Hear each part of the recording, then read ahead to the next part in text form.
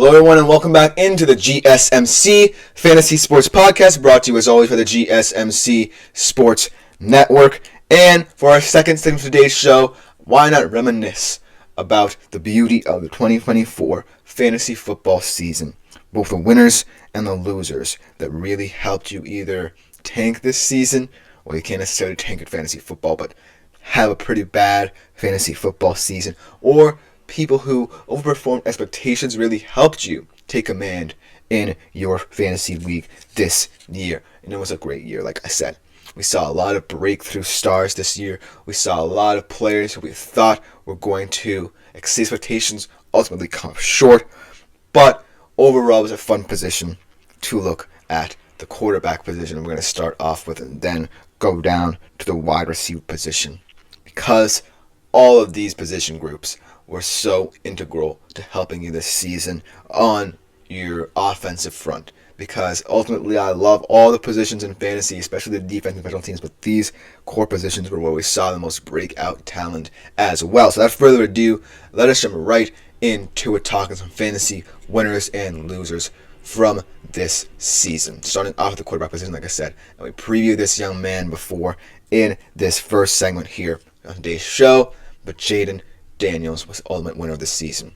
Depending on how results pan out this weekend, he could end up being as high as the QB4 in fantasy this season, and that is highly impressive for a rookie. A paragon of consistency in his rookie season. So ultimately, I have to give all of his flowers to him, but ultimately to Cliff Kingsbury and Dan Quinn as well for settling him into this important big role coming into the league this year for a Washington Commanders team that needed a new identity.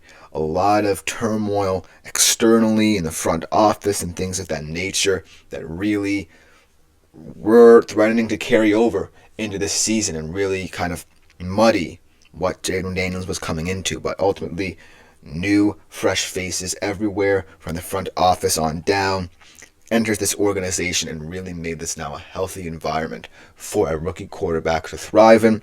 And thus, Jaden Daniels did ultimately see that success. Kudos to him. Kudos to everyone concerned, especially in that offensive group here with Cliff Kingsbury and all those other coaches helping him, guide him into this transition from college to the NFL with such a college-friendly scheme that ultimately we haven't really seen in the NFL to date like this, that ultimately really helped him to settle in and become one of the better rookie quarterbacks of the last few years, and kind of making us all forget about CJ Stroud last year as well. And then I also had to give an honorable mention to Mr. Sam Darnold. What an incredible season for him. Second only to a former teammate of his, Baker Mayfield. How fun would that be if the Vikings ended up playing the Bucs and those two former teammates go at it? But still, second only in touchdowns to Baker Mayfield this season. Just incredible. Kudos to Kevin O'Connell. Another great coaching job here. Really scheming things up for him offensively and makes him comfortable. Takes advantage of his accuracy and arm strength.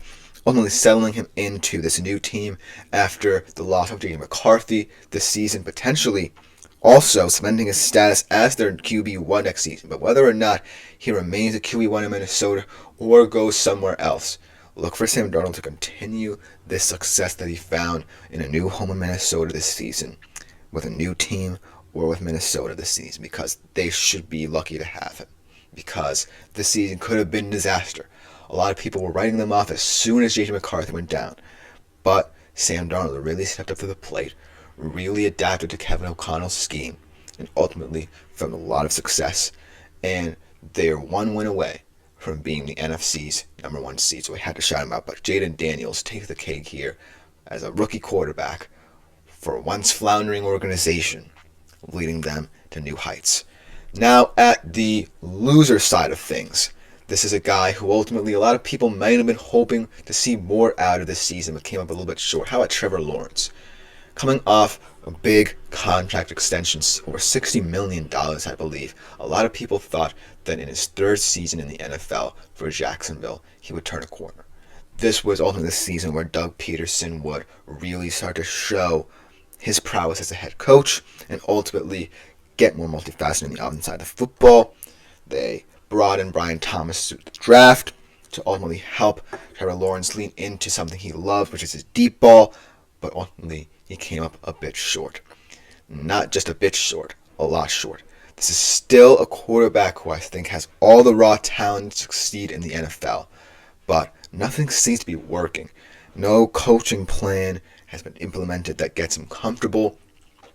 They're going to have to try and find a head coach now that really can buy into him. But ultimately, they're going to have to pick up a lot of pieces here, not just internally and externally, to get Trevor Lawrence back to his best. Because I don't necessarily believe that a lot of fantasy managers will be in on him next season because of what happened this year. So that's why he lies firmly in the loser camp for now. But I still think that he has his whole NFL career in front of him. This was only his third year, remember. So he has a lot of room to improve, but I do think that if they find the right head coach, he can improve as rapidly as some other young quarterbacks around the league as well. But that concludes the quarterback portion of this segment. Now let's get into the running back, because this one is a little bit more exciting because there was so much talent and depth at the running back position this year. Maybe not at the top where, it's still Saquon, Derrick Henry, and even though he missed half the season, people still probably consider Christian McCaffrey to be a top-level running back as well. But still, this season brought a lot of surprises at the position as well. None less than Bucky Irving, a huge winner here. A waiver wire gem found in the middle of the season when the Bucs really were discovering what they can do with the run game. Rachaad White kind of disappointing early on in the season, so they turned to Bucky Irving, the young rookie, and he really made the job his own. I believe he has 1,000 yards from scrimmage, so kudos to him.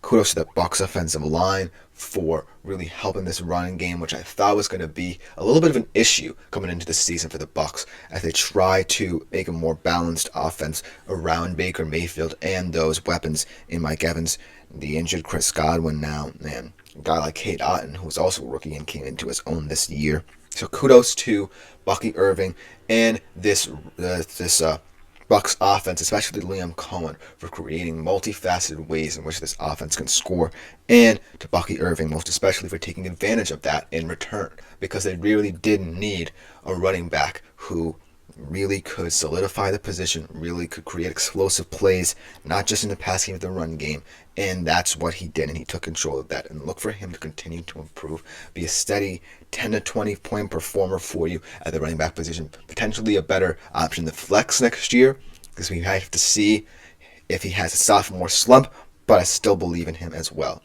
Whereas this guy really did kind of see a slump in form after another move to another team, DeAndre Swift. This guy has moved around a lot, but no matter where he's gone, he's usually been one of the better kind of quote-unquote depth of running backs from a fantasy perspective.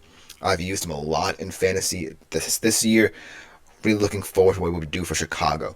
Kind of like the balancer, the ultimate balancer of this offense, but he failed miserably. And I think this guy, Swift, is someone who, because he hasn't necessarily found a home, really has a lot of challenges trying to adapt to different offensive schemes and styles. And this one just didn't work in Chicago. I really had no idea what the Bears' identity through the running game was, because I don't necessarily think they trusted it too much.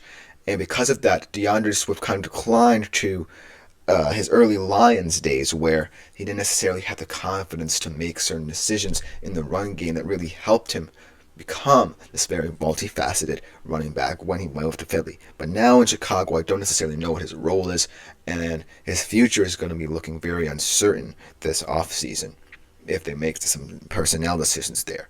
So this season was an ultimate bust, and unfortunately, I do think that's the reason why I collapsed in fantasy, because I did not have a strong running game to supplement a guy in James Cook who I really liked. So that's the reason why I think DeAndre Swift is such a loser this year, and I had to include him on this roster. Now at the wide receiver position to conclude. I think the wide receiver position, you certainly could have had a lot of options for the winner here, because, a lot of guys who you expect to have superstar level seasons ultimately did, and they also did it in kind of challenging situations, whether it be the new quarterback Justin Jefferson or reduced role with Amon-Ra St. Brown, but I still have to award another commander here in Terry McLaurin, finally getting his quarterback, throwing him the football, and ultimately showing that he truly is someone who could be considered to be, at the very least, a top 10 wide receiver in this football league. Because I do believe that a lot of people really loved him from a fantasy perspective, but didn't necessarily feel like the quarterback play would bolster his stat lines and his fantasy production in turn. And ultimately, Terry McLaurin has proved this season that he is a steady, solid presence for you in fantasy. And if this connection between him and Daniels continues to grow, look for him to potentially move into the top 5 ranks next season from a fantasy perspective. The sky's the limit for this duo, and I'm really excited to see the future of what Terry McLaurin and Jaden Daniels do as well, because this offense can really, really blossom and become one of the NFL's toughest to defend should this duo continue their ascension through the ranks of the league. But then in the loser, this was tough because I really think this guy went above and beyond for this team this season in a situation that was really rough for him, despite all those offensive deficiencies, despite all those different quarterbacks. This guy really stepped into his own. But when you consider what he means to the franchise, this certainly feels like a wasted season for Mr. Malik Nabers. And that's what it stems down, because he had a remarkable season for the situation he was put into. 1,000 yards with 3 different quarterbacks and a horrid offensive line, ultimately getting so many targets just because he was their best player. But I do feel like where this loser, well, quote-unquote loser status comes into play, but because of the way it feels wasted, because a lot of people are thankful that Malik Nabers turned a bleak situation positive from a fantasy perspective, but in real life as well. I do feel like Malik Nabers' confidence might be getting a little shot. They might not even get their quarterback of the future because of the win last week, dropping them from the number 1 pick in this 2025 NFL draft. So I do feel hard done by for Malik Nabers, just because of the fact that the Giants find so many different ways to screw everything up, and now they're in a position where it's not looking like they're going to get the quarterback of the future, and they might be miring in mediocrity for yet another season. So that's why I feel like Malik Nabers feels like a fantasy loser, because it's mainly for the future instead of now. But that future is looking a little bit more bleak. But that'll just about do it for this segment. Coming up for our third segment of the day, going to be updating you on some Super Bowl odds, who heading into the postseason coming up in a couple weeks will be the Super Bowl favorite. Find